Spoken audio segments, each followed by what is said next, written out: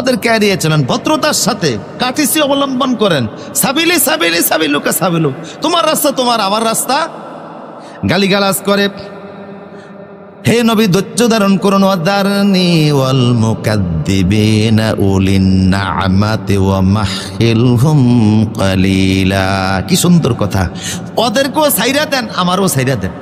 ওরা মিথ্যুক, যারা আপনারে এই গালিগালাজগুলি শুরু করছে খামাখাই, এই গালির উপযুক্ত আপনি না।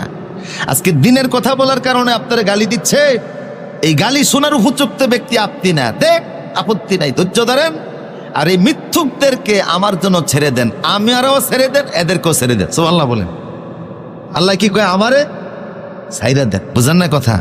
এটা একটা প্রচলিত কথা আর কি, আমারে ছেড়ে দেন, ওদেরকেও ছেড়ে দেন। কয়দিনের লিগে ছাড়বেন? ওয়ামাহহিলহুম কালিলা, অল্প কিছু সময়ের ব্যবধানে আমি আল্লাহ ব্যবস্থা গ্রহণ করব। সুবহানাল্লাহ।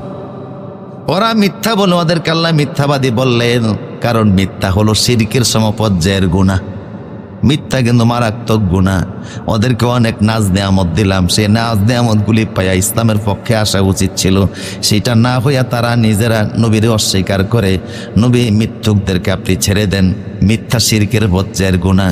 কিন্তু এখন মিথ্যা হলো মানুষের আসল পুঁজি।